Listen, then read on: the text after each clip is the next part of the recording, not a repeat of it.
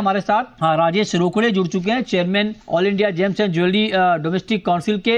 रोकड़े जी, बहुत स्वागत है आपका।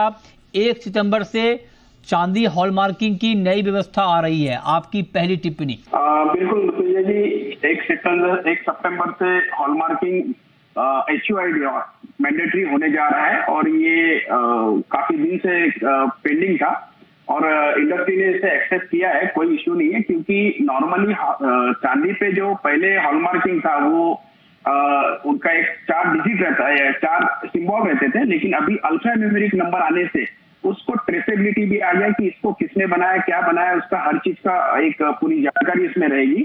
इसलिए इंडस्ट्री वैसे भी ट्रांसपेरेंसी के लिए ऑलवेज कटिबद्ध है और ऑलवेज कस्टमर को अच्छा माल जाए उसके लिए पहले से ही तैयार थी।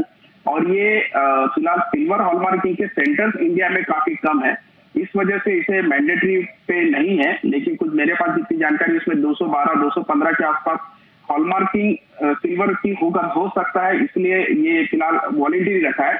और फिलहाल अभी इसके 6 ग्रेड इन्होंने लागू की है, जिसमें 900, 800 प्यूरिटी, 835 प्यूरिटी, 925 प्यूरिटी, 970 प्यूरिटी और 990, ऐसे टोटल 6 ग्रेड्स को इन्होंने अलाउ किया है।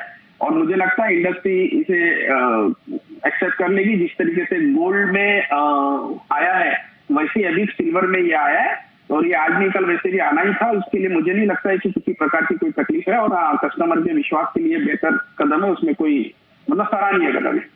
चांदी में ये मिलावट वाली बात थी क्या? जैसे गोल्ड में तो ये आशंका जाहिर की गई थी, लेकिन क्या चांदी में भी इस तरह की आशंका थी जिसको देखते हुए ये किया गया है? नहीं, ऐसा नहीं है। चांदी में किसी प्रकार की मिलावटी या ऐसा कोई तकलीफ नहीं थी। हर चीज का एक ग्रेड था। देखिए, आपने जैसे गोल्ड में देखा होगा 9 कैरेट को इस बार इंट्रोड्यूस किया गया था, जिसकी प्योरिटी होती है 37.5।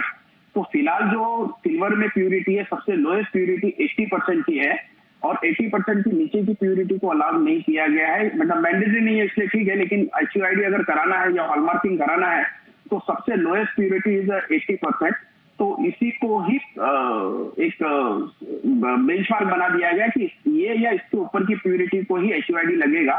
और मुझे लगता है कि इंडस्ट्री में हो सकता है इससे कम प्यूरिटी की भी, अगर 75% प्यूरिटी के पायल या फिर कोई ऐसी चीज है जो 75% प्यूरिटी में बनती होगी, तो अगर इंडस्ट्री में डिमांड होगी या कस्टमर की डिमांड होगी तो शायद DIS उसे सुनेगी और शायद नए जो स्टेजेस है इसके वो शायद लागू होगा। और रही बात प्यूरिटी को लेके, तो बिल्कुल मैं बोल सकता हूं कि प्यूरिटी को लेके ऑलरेडी इंडियन बाजार काफी मजबूती के साथ अपनी ट्रांसपेरेंसी को ध्यान रखता है।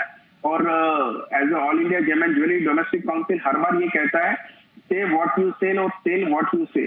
तो ये ट्रांसपेरेंसी बहुत ज्यादा जरूरी है और ये एकमात्र इंडस्ट्री ऐसी इंडस्ट्री है जहां सबसे ज्यादा ट्रांसपेरेंसी रहती है, क्योंकि इसके सिल्वर है या गोल्ड है, इसके रेट पेपर में आते हैं, इसका वजन किया जा सकता है, वेइंग मशीन पे कस्टमर देख सकता है, प्यूरिटी मेजर की जा सकती है कैरेटोमीटर से।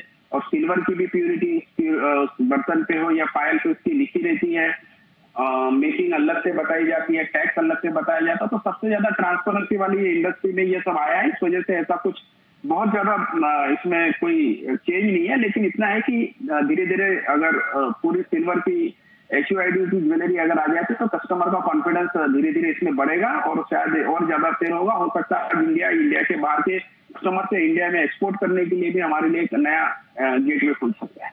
चलिए, बहुत शुक्रिया रोकड़े जी आपका हमारे साथ इस खबर पे जुड़ने के लिए।